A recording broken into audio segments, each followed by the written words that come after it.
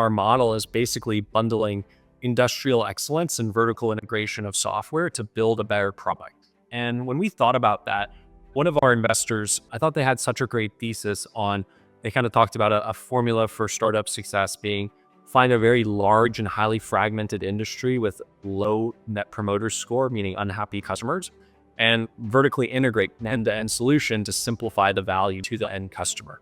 And there's so many industries that applies to. And the reason I say that is because when you find an industry like that, what you'll see is we have a dozen primitives of different capabilities you have to build over time. And each of those has a competitor. And so you're kind of scared to enter and say, wait, I'm going to compete with 12 people. And then the reality is kind of different. You may compete with one or two of them for a time, but the second you get to 3 or 4, you really start to stand out differently for the customer, where they don't know who to compare you against anymore. And they look at you differently, like a net new market and a net new platform solution. And you start playing your own game in some ways and competing less directly and competing more independently. Welcome to Blue Ocean by StartOps. Each episode, I sit down with leaders in consumer brand supply chain, finance, and CX to talk about the problems they're facing and the solutions they're using or building. I hope you enjoy the show. Hey everyone, I'm Charles Cushing, the founder of StartOps. With me here today is Sean Henry, co-founder and CEO of Stored. Welcome, Sean. Great to be here. Thanks for having me, Charles. So I always like to kick off, just for people who maybe don't know Stored, with like a quick 1 or 2 liner. How would you describe your business and what you guys do? Yeah, our model is really helping independent and mid-sized brands get Prime-like checkout and delivery experiences that convert buyers in the cart with fast delivery speeds at low costs, and then do it for the most optimal cost for their business. So we run an end-to-end fulfillment network and integrated technology into the cart that speaks to the consumer. You've been working on this for close to 10 years at this point, and so I'm really interested to dive into sort of how that narrative has evolved over time and how you've built the capability to deliver on that. And before we even get into that, I believe you started Stored while you were still at Georgia Tech. Let's say it's like the day you incorporated the company. Like on that day, what did you think you were building? Like how close was the vision then to what it has become now? Yeah, well, you can't really build a Prime-like delivery network from day one. You kind of have to very strategically layer more and more building blocks of different products on top of each other. When I zoom all the way back, the experience was really that I had sold products online from the time I was incredibly young. I sold my first product on eBay in 2003 when I was 7 years old. I wouldn't say that was like the exact start of the journey, but it was the first toe in the water of I then sold products on eBay, Amazon, my own websites through middle school, high school, into college, and was still doing so when I was a student at Georgia Tech. I was studying operations and supply chain as a business student at Georgia Tech undergrad. And I had the opportunity to go work at this automotive manufacturer that I had been buying parts from and kind of pinging constantly, hey, I'd love to come learn from you, work for you for free, see how you've built this business. And so when I had first been a small merchant myself and saw how challenging getting rapid delivery at the low cost that actually drives good reviews was, and what happens there is you lose sales to other major platforms when you don't offer fast shipping. And then secondarily, I didn't have a great economies of scale as a small merchant. So shipping was one of my biggest cost centers. And then finally, it was actually a bigger source of my reviews than the physical products I was selling itself. And so I really realized there that the playing field had changed in the back end shipping and delivery was as much an integral component of commerce and particularly e-commerce as the physical product you're selling. And so I thought I'd go see a best-in-class supply chain at a scale at this automotive manufacturer and really just saw the same challenges at global scale across 19 countries, 23 factories, 21 3PL warehousing partners, where all of our inventory and orders were so disjointed, not in any core platform systems, and not really integrated into our warehouses and last mile carriers very well. And so kind of stepped back. I was still in class of Georgia Tech. I'd done now 2 different semesters working just at this company internationally. And I really didn't know I was starting a startup and saying, hey, this is going to be a massive company. It was really just try to solve a problem. And since I was really young, I had kind of seen small problems and just said, let me go see if I can do this. You mentioned sort of delivering this Prime-like experience as the motivating factor. Has that been sort of like a North Star throughout the life of the company? Like if I met you in an elevator, at Georgia Tech, when you were starting to put together this warehouse network, was that still something that was kind of in the forefront of your mind? Absolutely. And I think the hardest part as we were building the company was when your ultimate value proposition doesn't match where you are today, How do you keep a long-term view on that and keep making all the strategic decisions to get there? And it's kind of like you're playing a reversed game of strategy or chess where you're saying, if this is what I want it to look like in a few years, but I can't do that today, what is step by step to get there?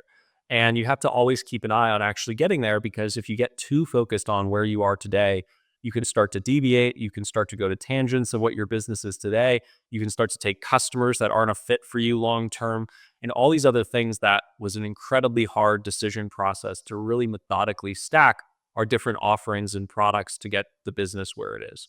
Let's kind of come forward to the product today. You guys, again, have built just an amazing amount of tech and infrastructure and integrated it all together. I'm really interested in this kind of hybrid model you have where you own some of your own fulfillment centers, but you also have this network of partners. Can you talk a little bit more about like what does a typical relationship look like with someone who's in your network, using your software, serving your customers, but isn't your own sort of four walls? How do you guys divide up the responsibility of the tech, the labor, communications, and how do you keep standards and quality high? Yeah, one of our favorite businesses out there is Amazon, not just because it's part of what drives this need for fast, cheap, affordable shipping that converts your consumer in the cart and retains them for life after they get their order, but also just because of how they've built their business in terms of being a multi product kind of compound business on itself. And so we very much focus those types of principles into our culture and into our business from some of the earliest days, which are, how do we look at everything we launch as its own business unit? And how do we watch every single product go from 1 million to 10 million to 100 million? However, always doing it for the same customer, just like Amazon. I think what's so beautiful is that they have their prime consumer and they build everything around that consumer and their value proposition of low prices, vast availability and selection, and more. We built every product around the same ideal customer profile, a mid-market omni-channel merchant selling likely online, also likely in retail, tends to be a $5+ million revenue business, all the way to single digit billion businesses we support. And we very much focus on how do we build products that drive more value for that customer as we stack new capabilities on top of each other. I remember back in 2017, we built a map kind of end to end of all the physical capabilities and digital capabilities we need to get to this point. And it was, we got to have a network of third party warehouses. We got to have our own fulfillment centers. We got to have a network of trucks, both FTL and LTL. We got to have a last mile delivery network. We got to have a returns network. And all of those things need an internal software, a TMS, a WMS, and so on to run them. And then there's all this brand facing software, starting with the OMS, going out to a demand planning solution, a customer experience solution, a multi channel management solution, eventually subscription management, all these other elements for a business. And it was very daunting when at the time we were only the warehousing bucket on that and saying, wow, we've got a lot to build out if we really want our value proposition here. But over time, we went from just being that network of other warehouses where we're managing partners and we're essentially quality control, the pricing, the customer service, all these other things on top of this distributed network.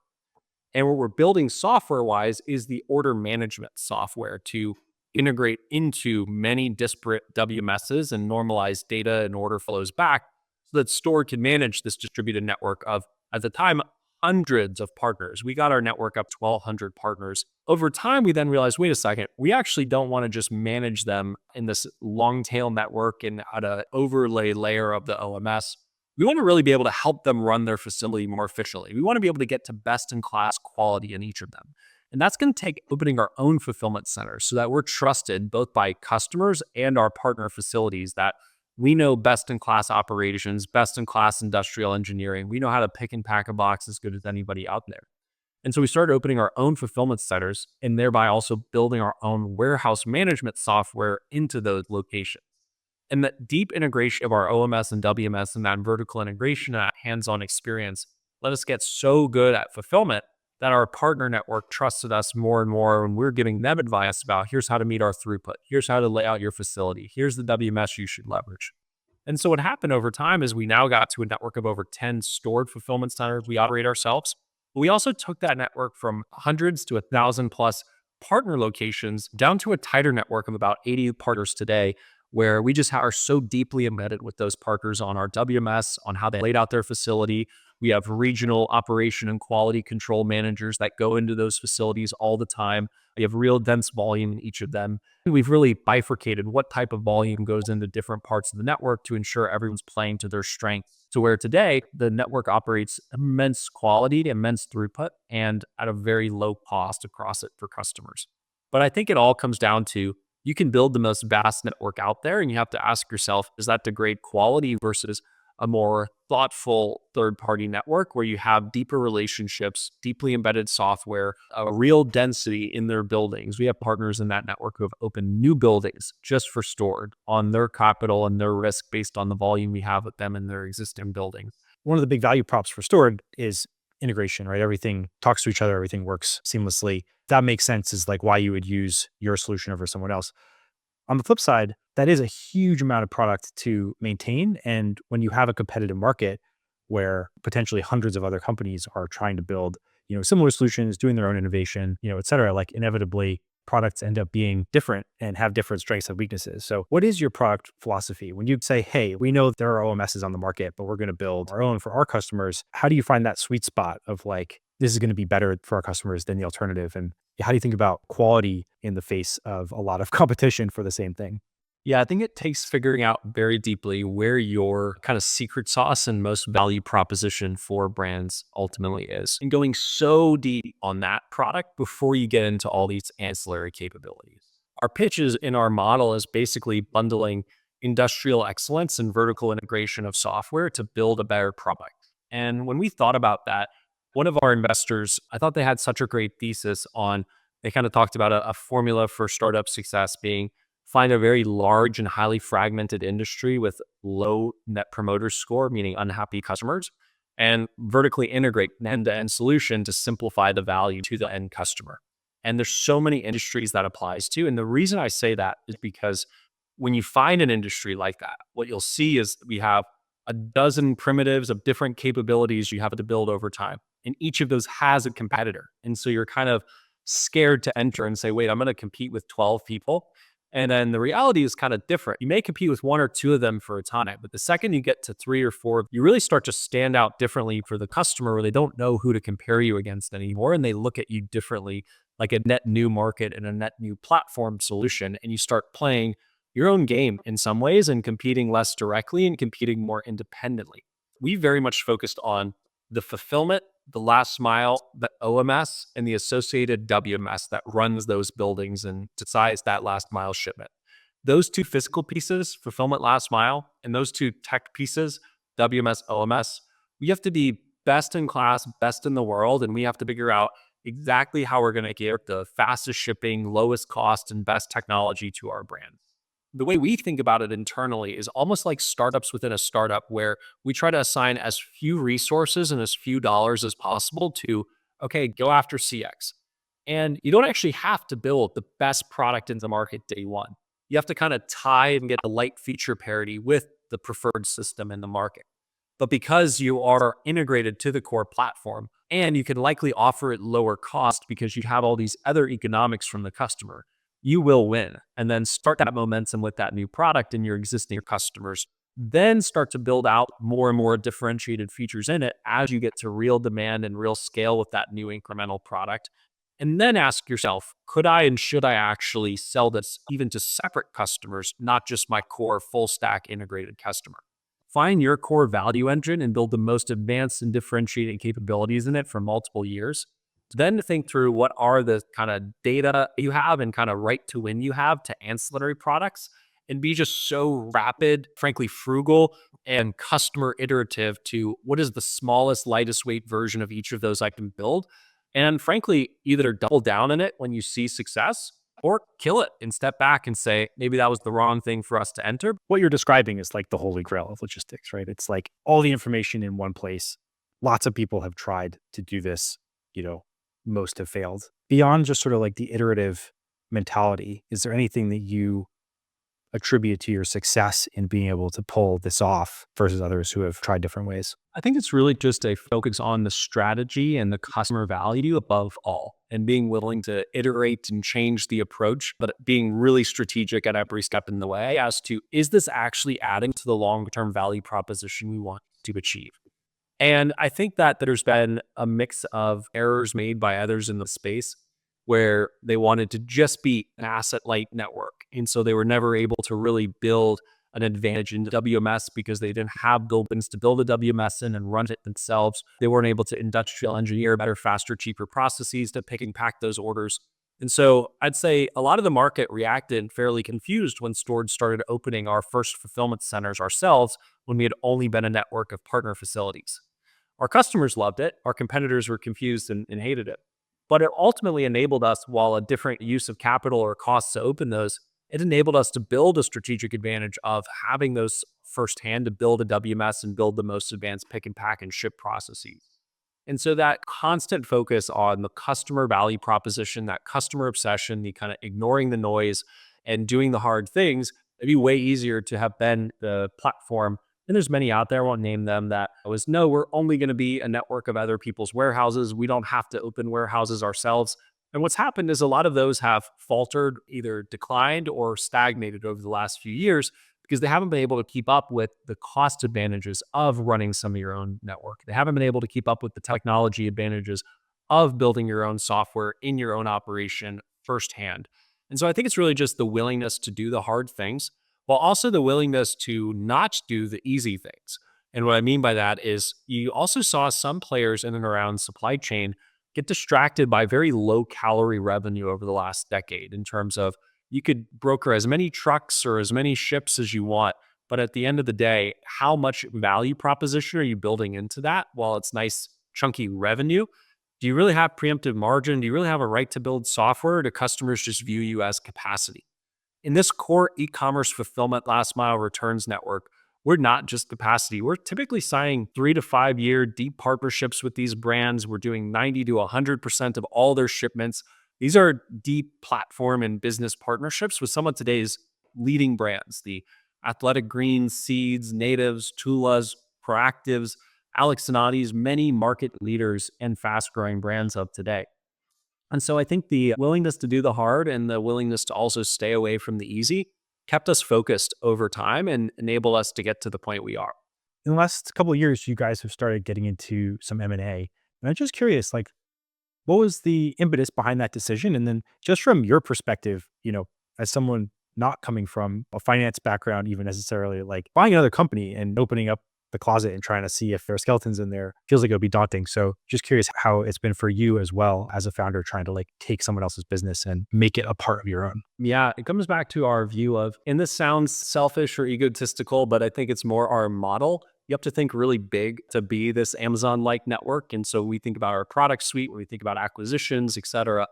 We try to think big and think audaciously. And I think that oftentimes you can kind of have this premise in your mind as a founder of, I'm building this to be acquired. Why would I acquire anything? And I think that may shortchange your actual opportunities to accelerate your product over time with thoughtful acquisitions.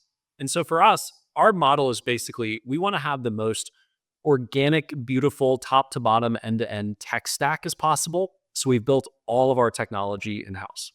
Yet, while we build out the network of partner facilities, then our own facilities, we're not going to argue that nobody else in the world knows how to open a warehouse and get it to some density of volume in it and some customers and some profit. And so when you look at the model of how fast could we go open a network of today 10 fulfillment centers, it's very much just a speed and cost decision of, do you do that all from scratch yourself, or do you acquire some of those fulfillment centers and then convert them with your technology? And I think what we realized opening our first few fulfillment centers is, no matter how good you are at opening the building, leasing it, putting the right equipment, laying it out correctly, putting our WMS in it, and starting to fill it with volume, you actually also have to build an incredible culture with the associates in that building who are customer obsessed, work in harmony together, and get all the orders out efficiently every day. And so we opened our first 3 or 4 facilities ourselves, then said, I wonder what the cost, time to value, and culture if we acquired facilities instead and then converted them with our technology would be. And we saw that to be an incredible ROI and an incredible speed. And so we started acquiring and have now acquired 4 small businesses, tucking in fulfillment centers into our network. And I think that what we've learned along the way is that all of these companies you're going to acquire or look at are also entrepreneurs. And at the end of the day, the thing that's going to unify and make us succeed the most, whether it's in hiring the best, whether it's in our relationships with our customers, whether it's in acquisitions, is culture and being an entrepreneurial, spirited, kind of eternally optimistic, glass half full type culture that both moves really fast and does really hard work, but is here to go arm in arm to build something great together. And so we'd never made an acquisition where it was kind of a super aggressive pricing process with hundreds of bidders and we barely knew the team and we were just kind of walking into some skeletons. All the deals we've done, we've gotten to know the team for multiple years. We've likely tested them in our partner network of facilities. We've made sure they're incredibly aligned to our long term mission and they actually want to be part of a future IPO. They want to align to the future of Stuart. And when we've done that, it's worked incredibly well, ingesting their years of experience into the business. But I'd say, like many things, you also have to be flexible on the details, but committed on the personal level. You have to know that not everything is going to play out perfectly, whether that's the financials, whether that's the integration playbook, whether that's the timeline. But so long as you have the right partnership with that owner and that business, ingesting it in, and you treat them well, you can kind of get through anything together. And so it's been incredible for us and been a good part of our story. Not as much our growth story. Most of our revenue is organic, but our fulfillment center opening story. Almost half of our network of our 10 plus buildings have come through these smaller tuck-in acquisitions that we then deploy our WMS, our processes, our industrial engineering, and start migrating volume across the shared network together. As you were speaking here, I'm realizing that a recurring theme is just trust, right? It seems like you guys really are looking to build trust relationships with your customers that can be 3 to 5 years versus, some 3PLs will advertise a 1 year contract. Cool. You can get out if you don't like it. Well, that's actually sort of orthogonal to like what you guys are trying to do, which is cool. I hate to put this out there on a podcast, but I also say I commit to every one of my customers 3 to 5 year contract, but we're not going to hold your hands and lock your arms. If you want to get out, sure, let's make it happen. Thankfully, we have incredibly low churn and incredibly high retention and expansion with customers because it's all about we're here to provide the best value prop for customers. And that's what should keep you with us. That's what should win for us, not just the language in the contract. How do you guys sort of think about the biggest risk to your business and what can or do you do to hedge those risks?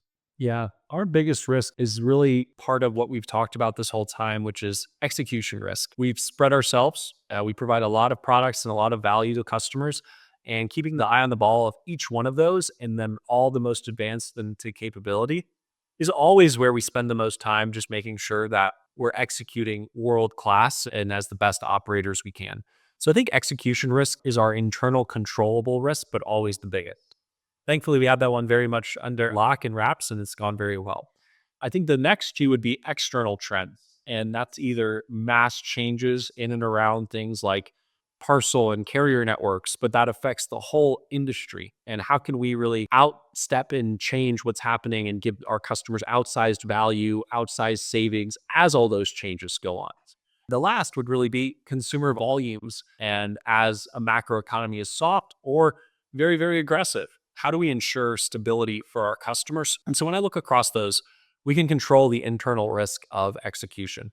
On the external, we just have to find what is our internal locus of control relative to this.